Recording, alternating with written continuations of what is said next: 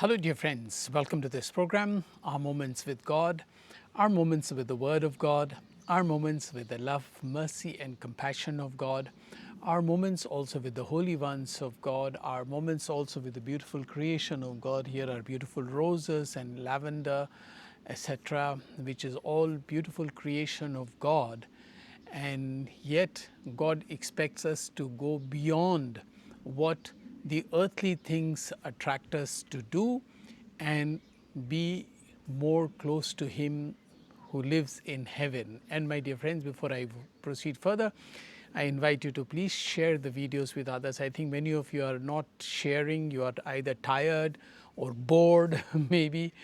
You may imagine that I am doing this for more than 2 years now and not yet bored, because the Word of God always brings me great inspiration and inspires me to do more things for the Lord. And I invite you, please share the videos with others. Ask your friends to subscribe to the channel so that we reach more people. Thank you. It's a simple, humble request from you. Thank you. Yes, today Jesus is saying in the gospel, do not store up your treasure on earth, where moth and rust decay, and where thieves and robbers steal your treasure, but store your treasure in heaven, where neither moth nor decay takes place, nor thieves steal there.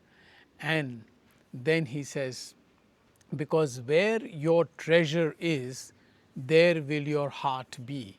You remember just 3 days ago we were talking about how Ahab wanted the property of Naboth, and how his wife, out merely to get that treasure on earth, which Jesus is warning about, she got Naboth killed. So far people can go to acquire property. And I also mentioned in that reflection, maybe you have forgotten, or maybe it is good for us to recall once again that reflection, that because of this treasure on earth, which gets rusted, which gets stolen, which also brings lot of fight and bitterness and heartburns among one's own blood relations. This is happening in so many places, in so many cases. As I mentioned, brothers among themselves, or brothers and sisters, uncles and nephews, aunties and nieces, they're all into fight because that treasure is great, sounds great, feels great to have more money. And there are people who have so much that their next 10 generations cannot finish that, what they have. And yet they want more and they fight for it. The extreme examples, of course, are now of, in India, for example, of Adani and Ambani, or if you want in America, Elon Musk. He is boasting now that he is the first trillionaire in the world. So far people used to be billionaires, but he has become the first trillionaire. Now, how many generations will he require for his trillionaire, his trillions to be used? They'll never be used, never be used. And they will be becoming more and more rich. But his whole focus is on that. And that's what Jesus is saying. Where your treasure is, there also your heart is. So his heart, or hearts of many of those rich people, or also people who are not that rich but they want to acquire more and more and more, money is never enough. So where will they end up with, or what will they end up with? Will they be able to take all that with them? And this is a common word that we always hear from people, that nobody is going to take what they have with them when they die. They are going to just go empty handed. As Alexander the Great once showed to people, that he told his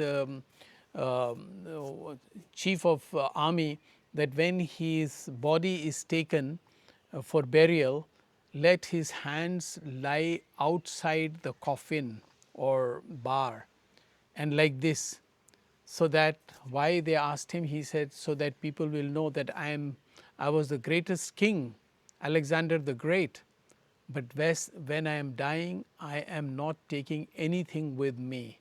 That is a great lesson for people to learn, and that is what Jesus is trying to say.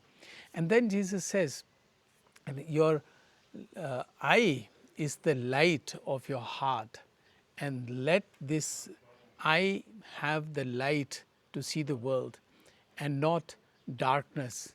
And if your light becomes darkness, he says, how great will that darkness be? And that darkness is that when we do not see the real value of things, of helping people rather than storing up wealth for us. There are many examples, Mother Teresa being just one of them, but she is a saint. But there are many other philanthropists, many people who share part of their property and share their whatever they have for others.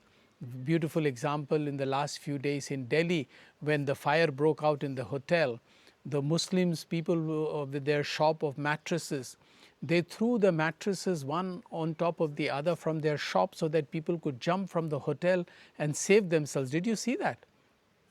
They did not bother about their losses. Even though the man is supposed to have one of his daughters married in the next few months, but he didn't bother.